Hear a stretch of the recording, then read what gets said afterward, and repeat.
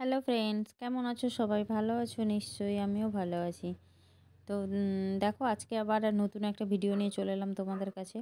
আর আমি এর আগে একটা ব্লগ ভিডিও ছেড়েছিলাম, নাচিন্দা মন্দিরে এসেছিলাম। ওখানে রাসের মেলা উপলক্ষে অনুষ্ঠান হচ্ছিল, তো ওখানে মেলাও হচ্ছিল, সব কিছু হচ্ছিল, তো তোমাদের সঙ্গে শেয়ার করেছি। আজকে শেয়ার করব যে এখানে নাচিন্দা মায়ের মন্দিরে এই রাস উৎসব উপলক্ষে যাত্রা অনুষ্ঠান হচ্ছে। এই যাত্রারই কিছু অংশ তোমাদের সঙ্গে শেয়ার করব। তো তোমরা দেখো, অবশ্যই তোমাদের ভালো লাগবে, আর ভালো লাগলে প্লিজ একটা লাইক করো। তো চলো যাত্রার কিছু অংশ।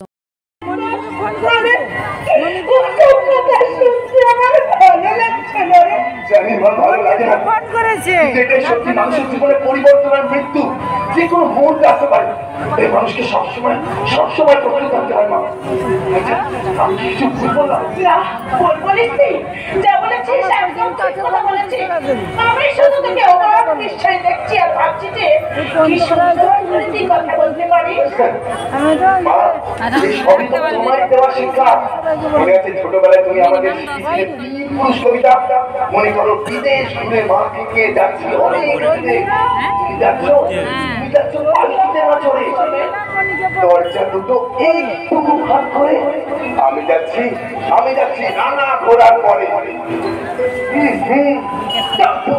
তোমার পাশে পাশে রাস্তা থেকে ঘোড়ার ঘুরে ঘুরে রাঙা ধুলোয় মেঘ উড়িয়ে আসে। সন্ধ্যা হলো, সূর্য নামে পাটে, এলেন যেন চোরা দিঘির মাঠে। ধুধু করে যেদিক পানে যায়, কোনখানে জনমানব নাই। তুমি যেন আপন মনে তাই ভয় পেয়েছো, ভাবছো এলেন কোথা। আমি বলছি ভয় পেও না, মা করো, ওই দেখা যায় মরা নদীর সোতা। একটু বড় হতেই তুমি আমাদের শিখেছিলে বিদ্রোহী কবি কাজী নজরুল ইসলামের বিদ্রোহী কবিতা। বলো বীর বলো নূন্যতম শির, শির নিহারি আমারই মতো শির, ওই শিখর তোমার বীর।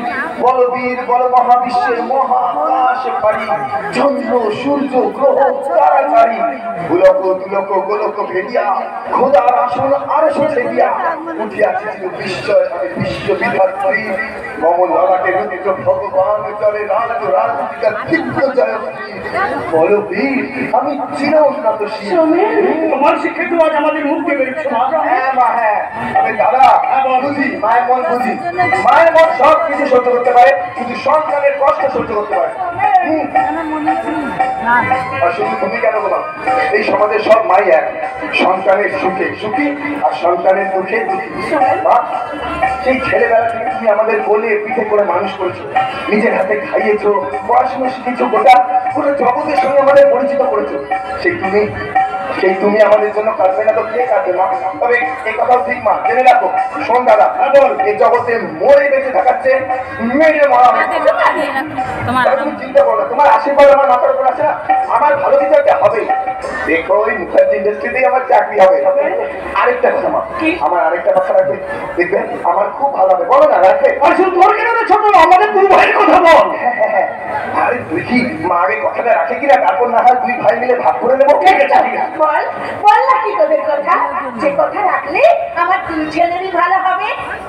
মা, আমাদের তোমার প্রাণ ভরা আশীর্বাদ চাই, আর তোমার মুখে হাসি ফুটিয়ে তুলবো আমরা।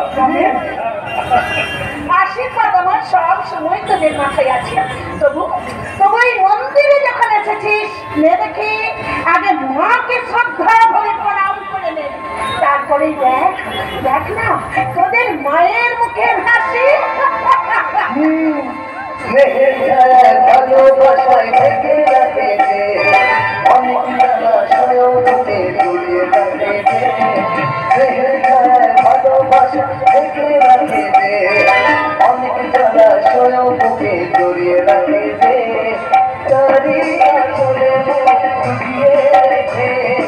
জীবন আমার কাছে দেব তোমাকে।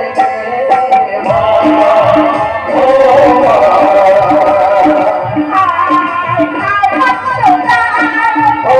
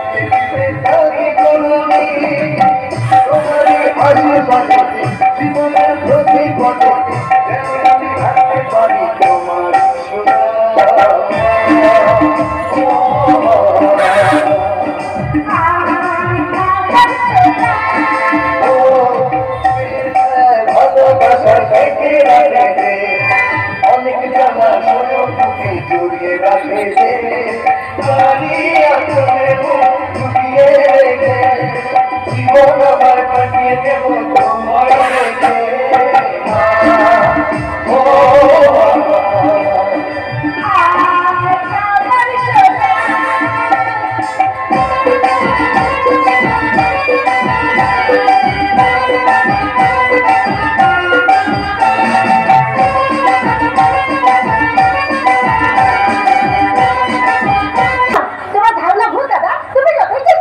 বিজনেসে তুমি এক নম্বর হতে পারবে না। নয়না মুখার্জিকে টক্কর দেওয়া মুখের কথা নয়। হঠাৎ তো বেশি কথা কেন মনে হলো পূজা? নয়না মুখার্জিকে দেখে এসেছেন বুঝেছি, একটা আদর্শ আছে, যথেষ্ট স্মার্ট। বিজনেস শোনার ওই সেদিন ওনার সঙ্গে কথা বলে দেখেছি, যে কোনো কাজ যখন উনি করেন মন দিয়েই করেন, যথেষ্ট শিক্ষা দীক্ষাও উনি অর্জন করেন। কেমন শিক্ষা অর্জন করছেন নয়না মুখার্জি? বিজনেসে পড়াশোনা করেছে বলে কি এই বাংলায় 8 নম্বর হতে পারবে? না না না, 8 নম্বর আমি হব। আমার কোম্পানি বেঙ্গলে নাম্বার 1 পজিশন থাকবে, কারো ক্ষমতা নেই আমাকে টেক্কা দিয়ে এগিয়ে যা। সেটা আজ এখানেই প্রমাণ হয়ে যাবে। অনেক শিল্পপতি ইন্টারভিউ দিয়েছে, দেখা যাক জয়ের মালা কে করতে পারে। ও পূজা, সবসময় নেগেটিভ কথা বলতে বাধ্য তো। খবর আছে স্বর্ণ পদক আমি গলায় করবো। কি করে তুমি আশা করো দাদা যে গভর্নমেন্ট থেকে স্বর্ণ পদক চলে যাবে? যে কোনো কাজে সাকসেস হতে গেলে কোনটাই না হতে হয়। তুমি কতটুকু অফিস দেখো, কতটা সময় কোম্পানিতে যাও, রেগুলার কাজে করছো, অফিসের মধ্যে ভাঙা ছোটাচ্ছ। তোর হয়ে যেটা বলতে আমার খারাপ লাগছে, কোম্পানির মেয়েগুলোকে সময় নষ্ট করছো। এরপরেও তুমি আশা করো যে তুমি ফার্স্ট হবে? পূজা, দিনের পর দিন তো সাহস হয়ে যাচ্ছে, হাত তর্ক দিয়ে আমার সঙ্গে করবি না। আপনাকে কেন বলছো দাদা? মনে হয়ে কি দাদাকে ভালো মন্দ বলার অধিকার আমার নেই? তোমার ক্ষতি হলে কি আমার ক্ষতি হবে না? আমি তো তোমার বোন, আমি তো তোমার ভালো চাই। বলো বোন হয়ে কি আমার ভালো চাই? তাহলে সবসময় নয়না মুখার্জির প্রশংসায় পঞ্চমুখ হতে পারতিস না? আর আমার প্রতিত্ব নেই তোর বন্ধ কোনোদিন হতে পারতো না। আমি কিন্তু তার সঙ্গে শুরু হবে আমার খেলা। সব বন্ধু মেলে মতো আমার কারখানা ছুটবে। ভালো ভালো, ও ভালো। আচ্ছা ভাগ্নে, রাতের পার্টিতে মেয়েগুলো সব আসো তো? তুই মনি, জুলি, তানিয়া, গীতা, সবিতা, এরা সবাই বানাচ্ছি। তোমার চরিত্র নিজের জীবনটা তো নষ্ট করছো, এবার দাদার জীবনটা নষ্ট করে দেবে। পূজা, দাদা, আমি তোমাকে একটা কথা বলবো। বাবা মারা যাওয়ার পরে তুমি তো এই কোম্পানির মালিক।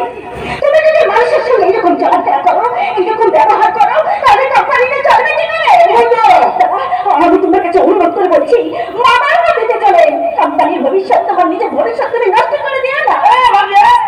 তুমি কি বলছো? তোমাদের ভালোর জন্য জীবনে আমি বিয়ে পছন্দ করলাম না। বিশ্বাস করো, তোমাদের জন্য আমি সংসার করিনি। তাছাড়া তোমরা তো শুধু আমার ভাবনা ভাবনি নাও, আমার ছেলে মেয়ে। সেই জন্যই বুঝি মামা ভাইকে অফিসে এক গ্লাসে মদ খাও? কোম্পানির মেয়েগুলোকে নিয়ে মামা ভাইকে একসাথে ফুর্তি করো? পূজা, হাত তর্ক দিয়ে আমার সঙ্গে করবি না। তোমাকে বলবো, তুমি মামার সঙ্গে ত্যাগ করো, ত্যাগ করো, ত্যাগ করো। এখানে বলে তোকে কিছু বলছি না, বাড়ি চল, তোকে আমি মজা দেখাচ্ছি। হায় পূজা! কেমন আছো? কখন এলে? কি হলো পূজা? আমি ভালো আছি, তুমি কেমন? Okay fine. এই যে ভাস্কর বাবু, একটু পরেই তো আমাদের ফলাফল জানা যাবে। ভালো ভালো, ও ভালো। আজ আমার ভাগ্নে সোনার মেডেল পাবে। কনফিডেন্স থাকা ভালো, but over confidence very very bad. তার মানে আপনি বলতে চাইছেন আজকে পুরস্কার আমি পাবো না? আসতে হবে, পুরো ডিউটি করতে হবে, নইলে ছাটাই, এমনকি প্রায়ও হাত তুলে দেয়।